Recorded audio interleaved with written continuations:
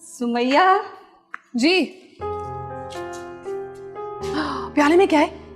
बहुत दिनों के बाद कढ़ी बनाई थी। आदिल शौक से खाता है, उसको जाके दे आओ। उसकी इतनी खिदमतें क्यों हो रही हैं आज? क्यों ना करूं?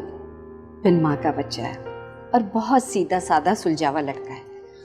आजकल के जमाने में इतने शरीफ लड़के कहाँ मिलते हैं बेटा। अच्छा बस बस अम्मा, उसकी इतनी तारीफें ना करो मेरे सामने, मुझसे हजम नहीं होती।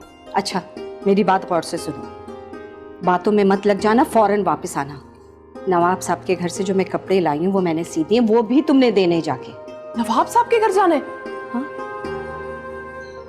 पहली बार मैं देखूंगी कि नवाबों के घर होते कैसे हैं। क्या मतलब? घर तो घर होते हैं, ईंट और पत्थर से बने हुए। नवाबजादी से भी मिलूंगी। ये भी तो देखूं, नवाबजादियां कैसी होती हैं। क्या मुंह ही मुंह में बड़बड़ा रही हो? कोई उल्टी सीधी हरकत नहीं करना, जो काम दिया है वो करके लौट आना।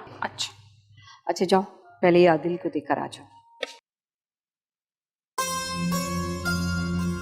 कुछ गड़बड़ ना करते ये लड़की बन जाए।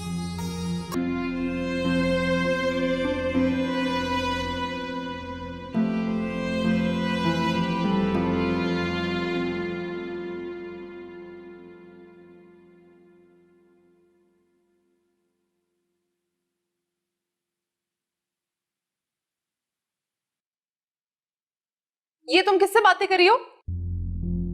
कौन हो तुम और हमारे घर कैसे आई? दरवाजे से। क्यों आई हो? वो अम्मा ने भेजा था मुझे, कह रही थी कि नवाब साहब के घर जाओ, उन्होंने शायद कोई कपड़े सिलाई करवाने होंगे। घर का पता तो यही था, पर ये नवाब का घर। तुम रजिया की बेटी हो? हमें कोई कपड़े नहीं सिलवाने। जब सिलवाने होंगे तो हजूरी के हाथ पैगाम भिजवा देंगे।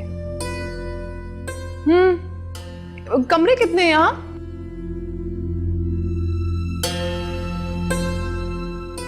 क्यों, खरीदने हैं तुम्हें? भला मैं क्यों खरीदने लगी? मैं तो ऐसे ही पूछ रही थी। तुम्हारा नाम क्या है? अदन। दूरे अदन। ओह, तो तुम हो दुरे अदन। वाह, नाम भी बड़े नवाबी हैं आप लोगों की तरह।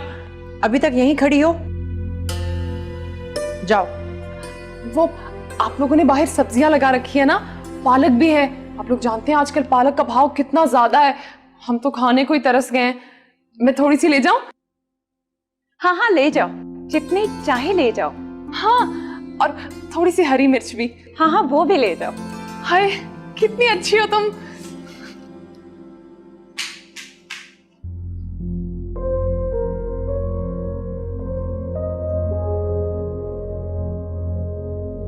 दुर्योधन,